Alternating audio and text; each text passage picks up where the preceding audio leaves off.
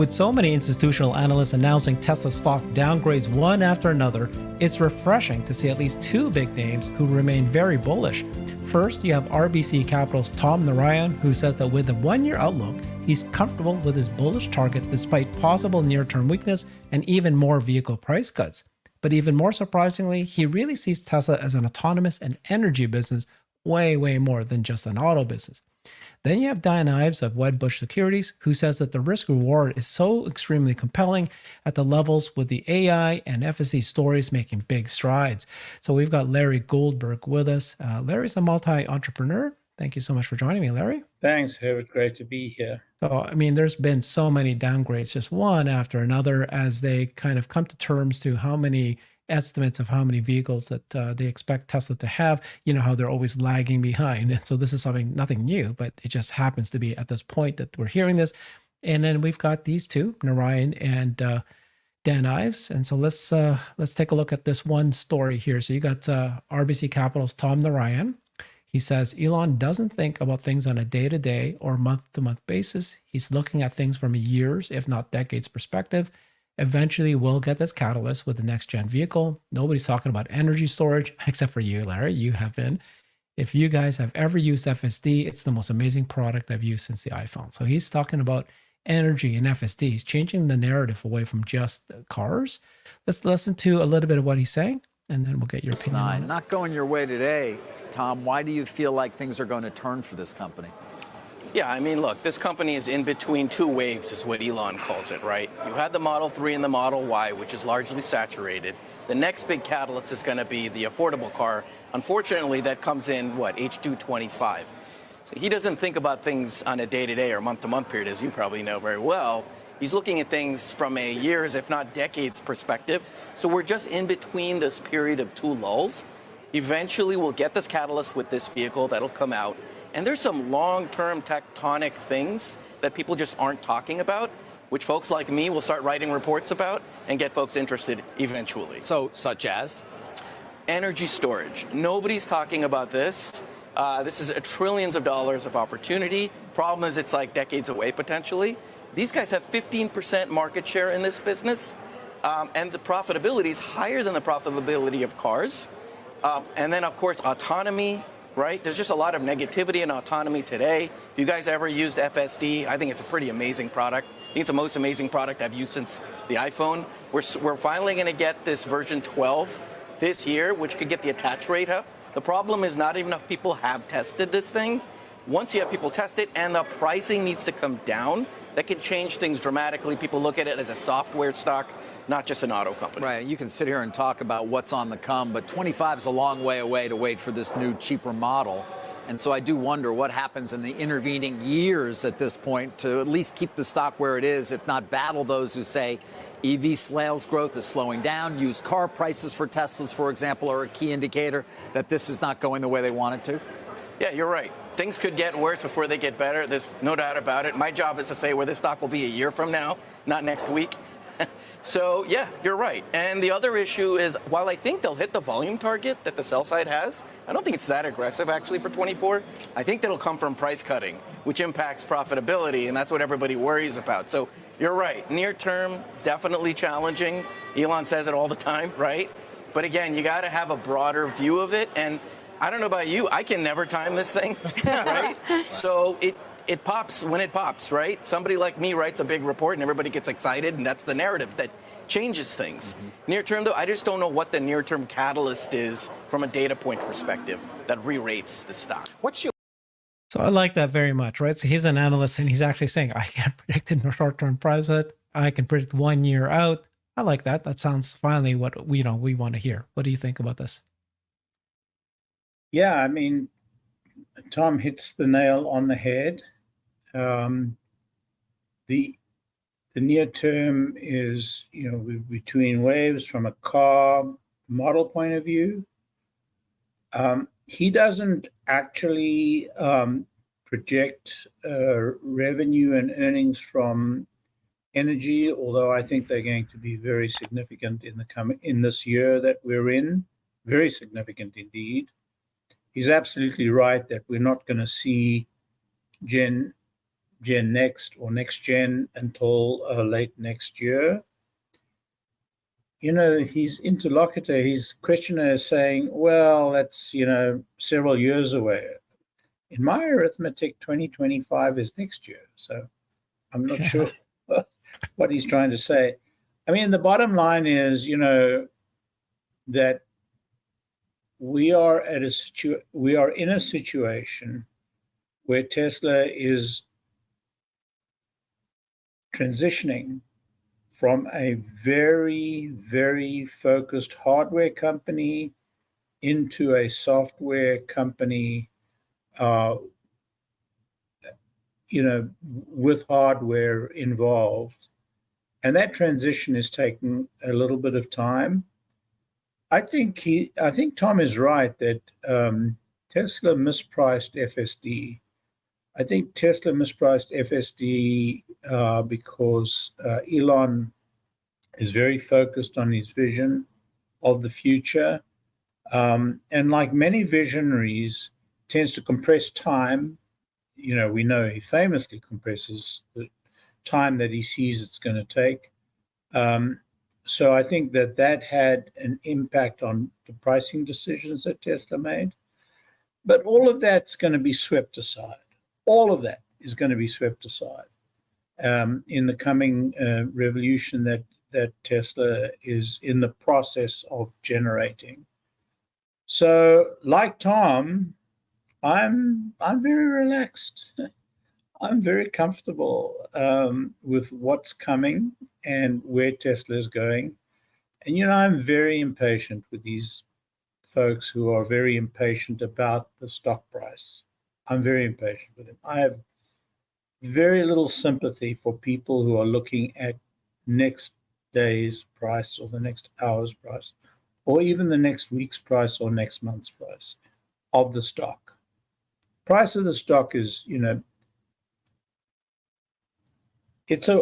the stock exchange is near term just a weighing machine, just whatever's the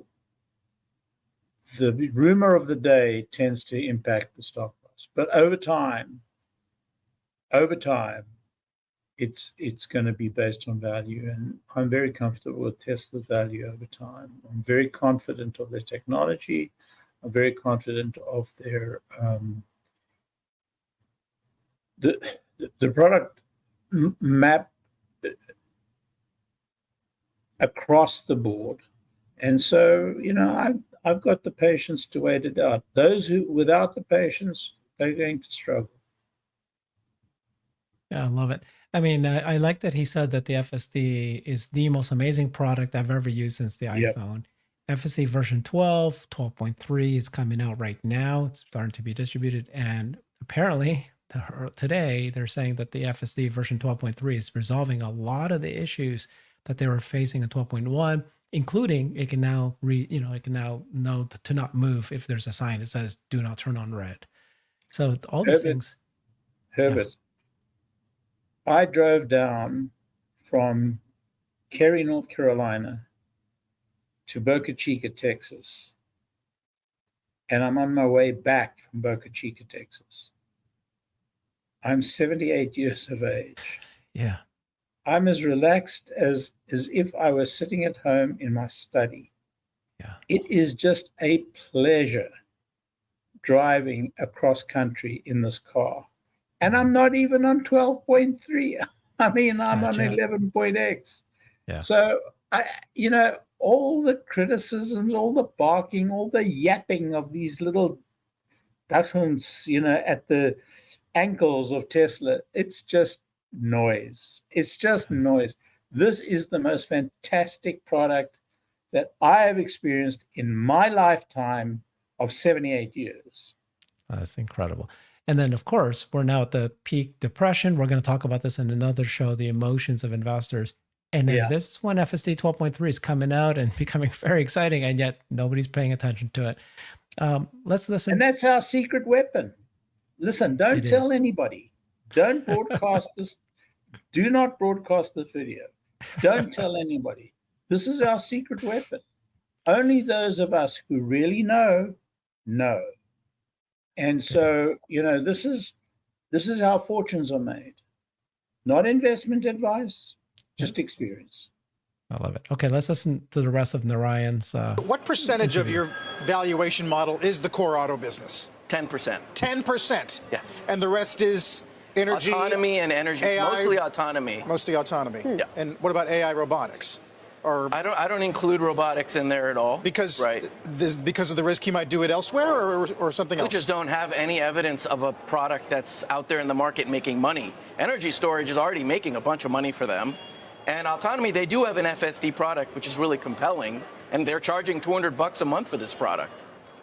How about China risk? If in fact things really, I mean, TikTok's just one example of tariffs. What may happen a year or two from now? Yeah, no doubt. It's definitely a risk right now. We saw the Q1 numbers. I think those have to come down on deliveries. A lot of that is China New Year. But look, structurally, it's 40% of their volumes. But at the end of the day, their product that they sell, they do have better profitability than any other car company, maybe besides BYD, right? They should do well long term. And again, auto business, 10% of my valuation, right? It's really an autonomy business and an energy storage business. Okay, what do you think about that? You gotta love this Well, guy, Tom right? made one mistake. Tom made Uh-huh. one mistake. Yeah. They're more profitable than BYD. Mm-hmm. But apart from that, I mean, he's right. I don't understand. I do understand, but I don't understand Wall Street. I understand what's happening on Wall Street. I just don't understand the individual investors and the decisions they make. It's very easy for me. I've been through this before. Again and again and again. The example I always trot out is Amazon, but I could trot out quite a few others. The Amazon example is very simple. For year after year after year, it was all about how terrible Amazon was. Do you remember Amazon.toast? .toast and .bomb. Mm-hmm. Yeah, Amazon. I mean, you either, if you have the confidence that in the thesis, then you're a thesis investor, and your thesis is either right or it's wrong. If you're wrong, that investment is going to go south. If you're right, you're going to be laughing at the risk. Now, have I made some wrong theses in my life? Yeah, I think I have. And fortunately, for the most part, I've got out of them, early enough. I mean, the worst investment I ever made was in myself, in a company of my own, where I put more money in than perhaps I should have, and the company didn't do well. But, it's much easier to make an investment in the stock market, in a stock market company that's run by somebody else, than to make an investment in the company that you run yourself, because the one is objective, the other is subjective. But objectively, I'm very comfortable invested in Elon Musk's companies, and in particular Tesla. Yeah, what's interesting about this Tom Narayan is he is an institutional analyst. He does do the same kind of estimates as all the other analysts do. He says, I'm not going to put in robots yet because I can't put a line item. So we've heard many analysts say that. And yet, he still does 10% auto. He sees the energy storage story much more than the others, because if you carry it out like he did and you do, 5 to 10 years, then you do discounted cash flow and you figure out what it's worth today. And that's how he's got. Auto's only 10%. Now, and then he's got autonomy there. So a lot of people go, yeah, I put autonomy in, but it's like a tiny little thing. But no, it's a big part of his story. So it's the story that institutional analysts, they're saying, oh, well, I can't really do it until I actually see the revenue. That's not really true. You don't see the vision. You don't see the thesis playing out. You have a lot of doubts. Yeah, I was reading over this weekend in the hotel rooms a white paper that was put out by the state of South Australia, Southern Australia. It's a province in Australia, and they are moving completely to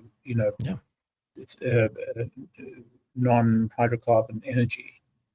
And they've done a magnificent job, helped by Tesla, of course, and they're using the Tesla virtual battery spread across all the households that have solar power and Tesla batteries.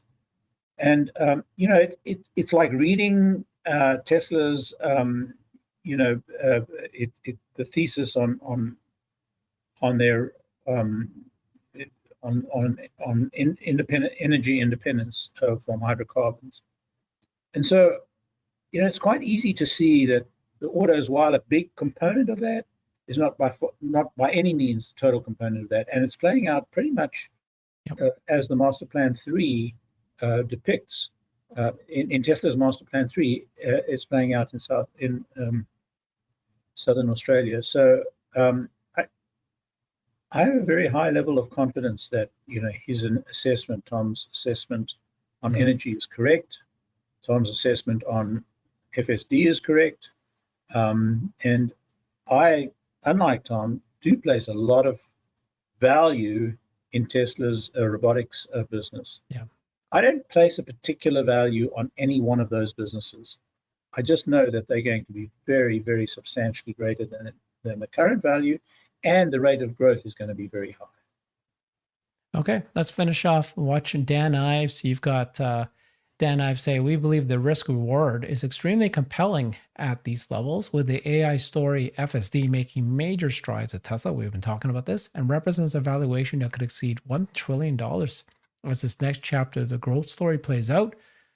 Q1 units sluggish, but 2.1 million still hittable for 24. So he's still very, very positive about it. Although I wanted to actually come back to Tesla and just have you respond to this Wells Fargo note today, questioning obviously significant discounts, profit per car coming way down, and their price target at Wells now, I think, 125.